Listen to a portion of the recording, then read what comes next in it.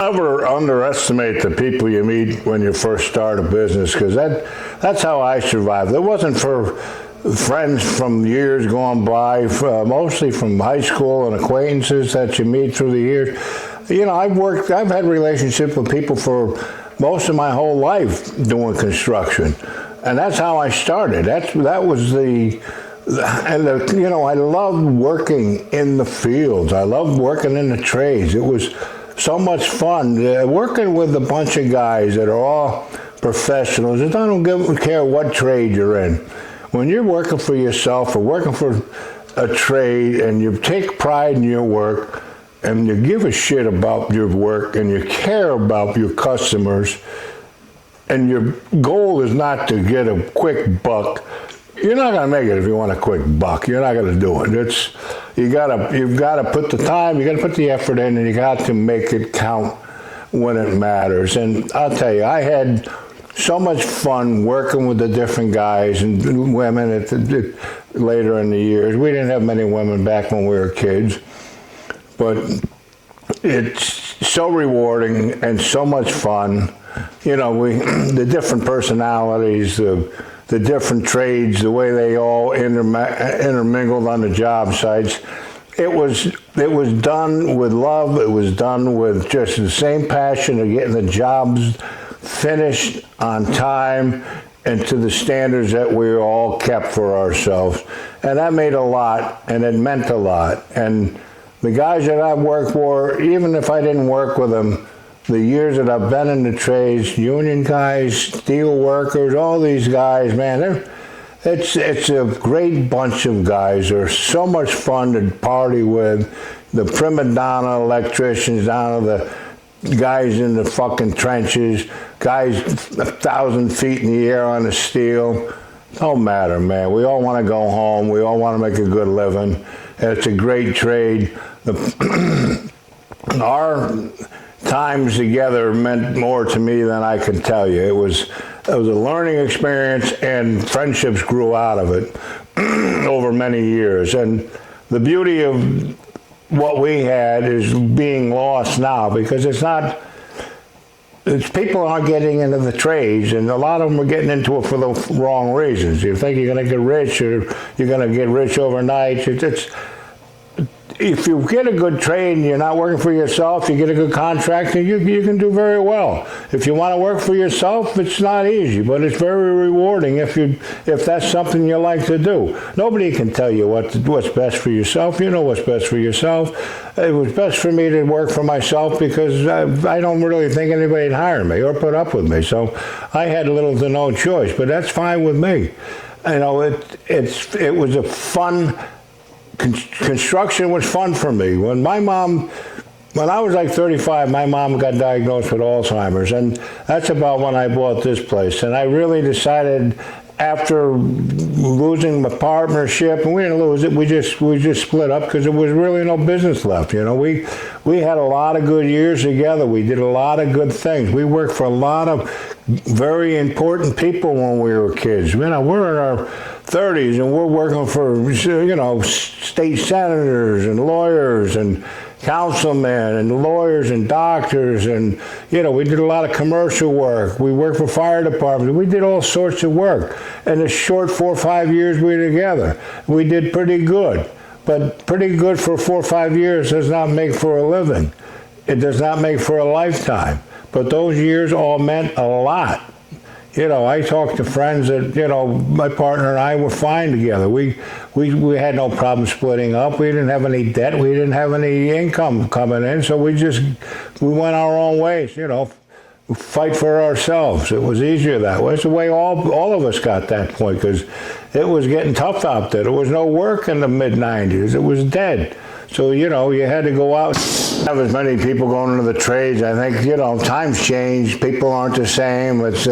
Trades are not an easy occupation. When I think back of all of the things I've done, it's just like anybody. You've done 40 years of cooking breakfast every day. You imagine how many meals you cooked.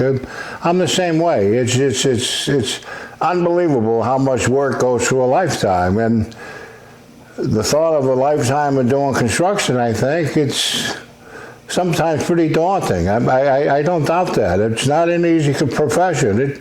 It can be tough on your body, and that's, especially if you're doing it every day, and you do it for 30, 40 years. It's a lot of work. I did it for 30, 40 years, but I didn't do it every day all the time. I got a chance to take some time off. I didn't get rich by any means because it just wasn't there. If I had work, trust me, I was out doing it.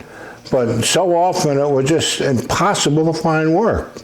You're not the only guy out there hungry, so it wasn't easy. But this is why the trades are lacking now, because it's something that if you're looking for something to do, if you can learn from somebody, or you got the skills enough to get out there and learn enough so you can start building a business, there's so many things that you can do out here to make a living. The service is never going to end. There's always going to be a place for people to come servicing. Robots are not going to fix toilets and carpentry and do all of that. That's not going to happen. I don't see that ever happening. I'm sure they're going to be able to do certain manual things that are stationary, but they're not going to be able to do everything. And it's a good, to tell you what, trades are paying some super good money, especially if you're working for yourself. You're going to be able to make a lot of, I mean, real money. If you start making $70, $80 an hour for doing carpentry and certain things and home improvement, and even if you start doing home repair to learn, you cut your teeth. I mean, you can make a pretty good living. And if you're working for yourself, you get that flexibility and you get that freedom. And that's something, once my mom got that Alzheimer's and I knew I wasn't going to get rich, I wasn't going to be a slave to my business. It wasn't worth it to me, because I know you're dead a long time and you got to enjoy your life. You got to smell the roses, man. There's no doubt about it. You have to be able to enjoy yourself. And this is why I built this place. It's why this place means so much to me, because it's a reflection of my life.